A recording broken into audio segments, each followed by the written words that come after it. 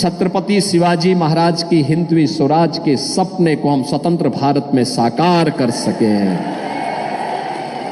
इसलिए बनाना है जिससे सरदार बाला साहब ठाकरे के सपनों के साकार करते हुए एक ऐसा भारत बनाना है जिस भारत में खुशहाली हो, जो दुनिया को नेतृत्व देने वाला हो, हमारी बेटी भी और व्यापारी भी सुरक्षित हो, अन्नदाता किसान के चेहरे पर खुशी हो, हर नौजवान के हाथ को कार्य हो।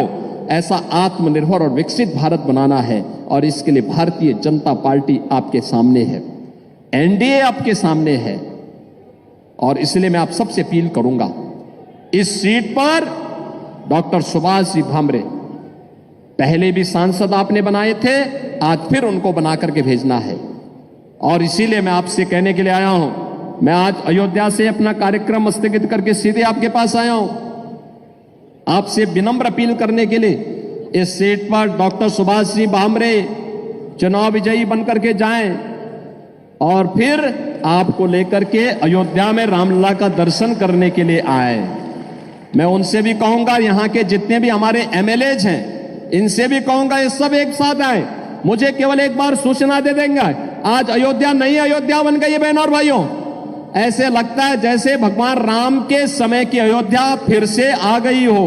बहुत अच्छी कनेक्टिविटी हमने दे दी है, बहुत अच्छी व्यवस्था कर दी। जो लोग अयोध्या गए होंगे पिछले 3 महीने में, उनको वहां की व्यवस्था अच्छी लगी होगी ना, कोई दिक्कत तो नहीं आई वहां। जो गए थे वे अभिभूत होकर के आए हैं, अंतःकरण से अपने पूर्वजों का धन्यवाद करके आए हैं कि जिस कार्य के लिए उन्होंने संघर्ष किया था, आज रामलला को देख करके आ रहे हैं। और अयोध्या एक नई अयोध्या के रूप में है और उस नई अयोध्या के लिए मैं आपको आमंत्रित करने के लिए भी आया हूं। अयोध्या का दर्शन एक बार जरूर करिए, आप आइए और जब आना हो तो मुझे एक बार सूचना जरूर दे दीजिए। बाकी आपकी कोई समस्या नहीं होगी, सारी समस्या का समाधान हम अपने आप करेंगे। मैंने सुना है कि कांग्रेस के प्रदेश के अध्यक्ष यहां आए थे और अपने संस्कारों के अनुरूप कह रहे थे कि कांग्रेस की सरकार आएगी तो राम मंदिर को धुलवाएगी। अरे यूपी की जनता तुम्हें उस लायक ही नहीं छोड़ेगी कि अयोध्या पहुंच भी पाओगे। अयोध्या में राम मंदिर का निर्माण भारत की 140 करोड़ लोगों की भावना का प्रतीक है। भारत के अंदर जब हमारा महाराष्ट्र देश के अंदर के सभी लोग मिलकर के मोदी जी के नेतृत्व में अपने वोट की कीमत को समझे हैं और मोदी जी का यशस्वी नेतृत्व उन लोगों ने स्वीकार करके मोदी जी को भारत का प्रधानमंत्री बनाया, तब कांग्रेस के कलंक को समाप्त करते हुए मोदी जी ने अयोध्या में राम मंदिर के निर्माण का मार्ग प्रशस्त किया है और आज तो अयोध्या में रामलला विराजमान हो गए हैं। मैं तो अयोध्या से ही आया हूं, कल ही मैं अयोध्या था। मुझे जब भी मौका मिलता है मैं अयोध्या जाता हूं। बहनों और भाइयों, ये भारतवासियों के लिए इससे बड़ी गौरव की बात क्या हो सकती है कि 500 वर्षों का इंतजार आज भारत के अंदर समाप्त हुआ। अयोध्या में रामलला फिर से अपनी जन्मभूमि में विराजमान हो गए, राम मंदिर का भव्य निर्माण हो गया है। जो लोग पहले कहते थे, ये कांग्रेस के लोग ही कहते थे ना कि अयोध्या में अगर हिंदुओं के पक्ष में फैसला होगा तो दंगा हो जाएगा, यही कहते थे, धमकाते थे, खून की नदियां बह जाएंगी, भारत पे हमला हो जाएगा। इन लोगों को पता ही नहीं कि नया भारत है, ये नया भारत है।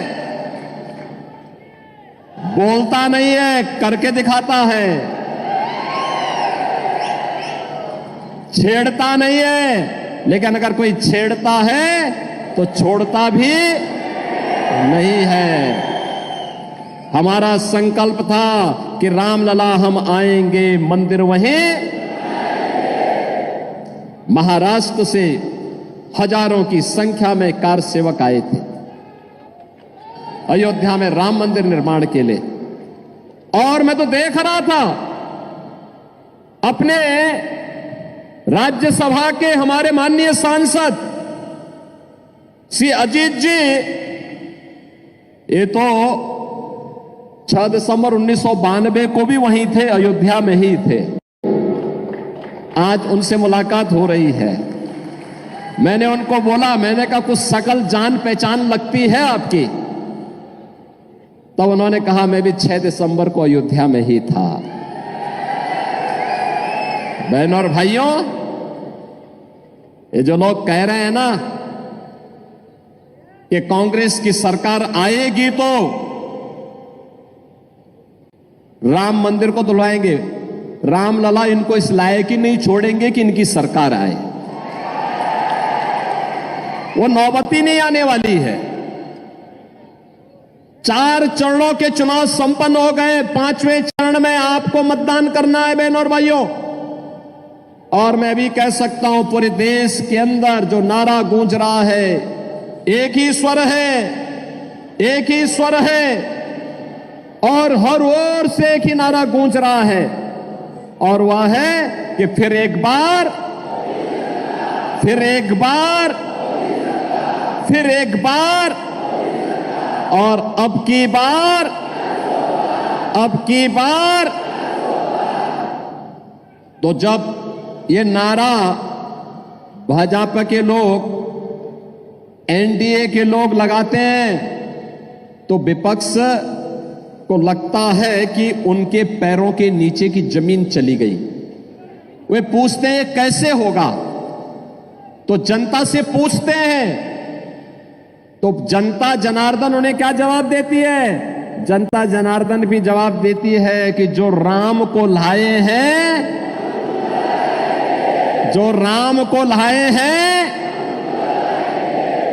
और मोदी जी राम को लाए हैं, तो मोदी जी फिर से आएंगे। कोई संदेह नहीं, कोई संदेह नहीं होना चाहिए बहनों और भाइयों। मैं तो आज आपसे कहने के लिए आया हूं, चुनाव के बहाने चंद्रशेखर बावनकुले जी मुझे यहां लेके आ गए। वैसे गालना में हमारा आश्रम है, हमारे मेरे गुरु भाई योगी बिलासनाथ जी वहां विराजमान होते हैं, और मैंने कई बार प्रयास किया, लेकिन बहनों और भाइयों इसी बहाने मैंने कहा चलो मैं चलता हूं। इस बार मैं जाऊंगा तो मालेगांव के अपने भाइयों को, धुलिया के अपने बंधुओं को, सबको मैं, बहनों और भाइयों को मैं आज अयोध्या में प्रभु राम लला के दर्शन करने के लिए आमंत्रण जरूर दूंगा। बहनों और भाइयों, भारतीय जनता पार्टी आज भारत को आत्मनिर्भर और विकसित भारत बनाने के संकल्प के साथ इस चुनाव में उतरी है। चुनाव हमारे लिए केवल सत्ता प्राप्त का साधन नहीं है।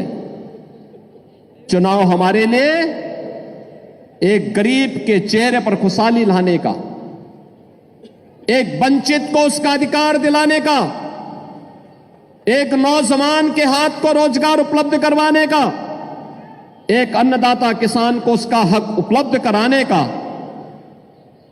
एक बेटी और एक बहन को आर्थिक स्वावलंबन के मार्ग पर अग्रसर करने का, और भारत की विरासत को सम्मान दिलाते हुए विकास के पथ पर भारत को दुनिया के अंदर अग्रणी राष्ट्र के रूप में स्थापित करने का है। ये चुनाव केवल सत्ता प्राप्त करेंगे जैसे कि कांग्रेस के लोग और इंडी गठबंधन कर रहा है कि जीतेंगे तो मिलके लूटेंगे। इनके लिए चुनाव क्या है? लूटने का एक माध्यम है। हमारे लिए चुनाव जनता जनार्दन की खुशहाली के लिए और भारत को दुनिया की सबसे बड़ी ताकत के रूप में स्थापित करने का एक संकल्प है, और उस संकल्प के साथ हम लोग आगे बढ़ रहे हैं। और ये संकल्प नहीं होता तो क्या पिछले 10 वर्ष में भारत इतनी प्रगति करता? आपने देखा होगा नए भारत को मोदी जी के नेतृत्व में पिछले 10 वर्ष में भारत ने जो प्रगति की है अभूतपूर्व है। बहनों और भाइयों, दुनिया के अंदर सम्मान बढ़ा है। 2014 के पहले क्या स्थिति थी? 2014 के पहले दुनिया के अंदर भारत के प्रति सम्मान का भाव समाप्त हो रहा था। लगातार सम्मान घटता जा रहा था। सीमाएं असुरक्षित थी, घुसपैठ होती थी, आतंकी विस्फोट होते थे। और जब भी मैं तब भी सांसद था और मेंबर ऑफ पार्लियामेंट के नाते जब हम पार्लियामेंट में इस मुद्दे को उठाते थे तो कांग्रेस की सरकार कहती थी कि आतंकवादी सीमा पार के हैं, हम क्या करेंगे? बहनों और भाइयों, विकास के कार्य ठप पड़े थे, भ्रष्टाचार चरम पे था, गरीब भूख से मरता था, किसान आत्महत्या करता था, नौजवान पलायन करता था, बेटी और व्यापारी सुरक्षित नहीं थी और हर हिंदू पर्व और त्योहार के पहले दंगे हो जाते थे। यही होता था ना? लेकिन बहनों और भाइयों, 14 के बाद कैसे परिवर्तन हुआ है? आज दुनिया के अंदर सम्मान बढ़ा है, सीमाएं सुरक्षित हुई हैं। सीमाएं सुरक्षित होने के साथ साथ आतंकवाद और नक्सलवाद पर नकेल कसी गई है। अब तो जोर से कहीं पर पटाखा फट जाए ना तो सबसे पहले पाकिस्तान सफाई देता है, कहता मेरा हाथ नहीं है। अब ये सीमा पार का आतंकवाद समाप्त। पाकिस्तान कहता है मेरा हाथ नहीं है, बकस दो बस एक बार, अब कुछ नहीं कर रहूंगा मैं। और पाकिस्तान, मैं तो कहना चाहता हूं, जो लोग पाकिस्तान के समर्थन में बात करते हैं ना, इनको पाकिस्तान ही भेज देना चाहिए, जाए वहां भीख मांगे। देख रहे हो वहां पे भारत 80 करोड़ लोगों को पिछले 4 वर्ष से फ्री में राशन दे रहा है और मोदी जी ने कहा अगले 5 वर्ष तक देंगे। और पाकिस्तान में लोग भूखों मर रहे हैं। पाक अधिकृत कश्मीर में किस प्रकार का नजारा है, अराजकता है। लोग 1 किलो गेहूं के लिए लड़ रहे हैं, आटा के लिए लड़ रहे हैं, आपस में मारपीट कर रहे हैं, आगजनी हो रही है, तोड़फोड़ हो रही है। और मैं तो कहूंगा इन पाकिस्तान परस्तों से जाए पाकिस्तान में भीख मांगे, पाकिस्तान में कंगाल बन करके वहां पर इनके दिमाग ठिकाने न लग जाए तो अपने आप ठीक हो जाएंगे। बहनों और भाइयों, खाएंगे भारत के अंदर और जो गाएंगे पाकिस्तान का, उनके लिए हिंदुस्तान में कोई ठिकाना नहीं होना चाहिए, कोई ठिकाना नहीं होना चाहिए। जो लोग कहते हैं मोदी जी ने क्या किया है, बहनों और भाइयों, उनको सबसे पहला जवाब दीजिए, उनको सबसे पहला जवाब दीजिए कि जितनी पाकिस्तान की आबादी है उससे ज्यादा लोगों को मोदी जी ने 10 वर्ष में गरीबी रेखा से उभार करके खुशहाल जीवन जीने के लिए एक मार्ग प्रशस्त किया है। उनको बताइए, पाकिस्तान की आबादी 23 करोड़ और मोदी जी ने 25 करोड़ लोगों को गरीबी से उभारा है। यह है नया भारत। बहनों और भाइयों, आयुष्मान भारत 60 करोड़ लोगों को 5 लाख रुपए की सुविधा, और मोदी जी ने कहा है कि 70 वर्ष से ऊपर के हर एक वृद्ध नागरिक को, वृद्धजन को 5 लाख रुपए प्रतिवर्ष आयुष्मान भारत की सुविधा उपलब्ध करवाएंगे, स्वास्थ्य की सुविधा उपलब्ध करवाएंगे, फ्री में उपलब्ध करवाएंगे। बहनों और भाइयों, 50 करोड़ गरीबों के जनधन अकाउंट खुले हैं। 12 करोड़ अन्नदाता किसानों के लिए किसान सम्मान निधि, 12 करोड़ गरीबों के घर में शौचालय बने हैं। एलपीजी का सिलेंडर जो कांग्रेस के समय में मिलता नहीं था, पैसा देके भी नहीं मिलता था, मोदी जी ने 10 करोड़ घरों को फ्री में उपलब्ध करवाने का काम किया है। और 4 करोड़ गरीबों के मकान बन गए हैं और बाकी जितने बचे हैं अगले 5 वर्ष में मोदी जी ने कहा उन सब के लिए भी एक एक प्रधानमंत्री आवास उपलब्ध करवाने का काम करेंगे। बहनों और भाइयों, एक तरफ गरीब कल्याण की योजनाएं और दूसरी ओर इंफ्रास्ट्रक्चर। अरे महाराष्ट्र का तो सौभाग्य है, मोदी जी के नेतृत्व में आदरणीय नितिन गडकरी जी ने इंफ्रास्ट्रक्चर का ऐसा जाल बिछाया है, ऐसा जाल बिछाया है, दुनिया देखती रह जाती है। हाईवे, वर्ल्ड क्लास हाईवे, 4 लेन, 6 लेन, 8 लेन, 12 लेन की एक्सप्रेसवे बन रही है, हाईवे बन रहे हैं, एयरपोर्ट बन रहे हैं, IIT, IIM, AIIMS, IIIT, NIT, world class university, हर घर नल की योजना, और हर घर में नल होगा, नल में जल होगा, जल भी आरओ का होगा। यह भी मोदी जी के नेतृत्व में आज पूरे देश के अंदर लागू हो रहा है। और बहनों और भाइयों, ये तो मैं आपको धन्यवाद देने के लिए आया हूं। आपने यहां पर डॉक्टर सुभाष जी भामरे को अपना मेंबर ऑफ पार्लियामेंट बनाया था और बना रहे हैं। एक पढ़ा लिखा इंसान, कैंसर सर्जन, उच्च शिक्षित कैंसर सर्जन, वह तो इन सब के बारे में जानता है। संसद में, विभाग, मंत्रालयों में इन मुद्दों को उठाता है, संसद में मुद्दों को उठाता है, उन योजनाओं को यहां पे लेकर के आने का काम करता है। एक तरफ यह भारत और दूसरी तरफ कांग्रेस के नेतृत्व में इंडी गठबंधन। बहनों और भाइयों, एक बात बताऊं मैं आपको, ये जो कांग्रेस है ना, हमें एक गफलत छोड़ देनी चाहिए कि ये कांग्रेस महात्मा गांधी वाली कांग्रेस है। ये महात्मा गांधी वाली कांग्रेस नहीं है। ये कांग्रेस वह कांग्रेस नहीं जिसको सरदार पटेल ने, लोकमान्य तिलक जी ने जिस कांग्रेस को नेतृत्व दिया था, ये कांग्रेस सोनिया कांग्रेस है, सोनिया कांग्रेस, राहुल कांग्रेस है।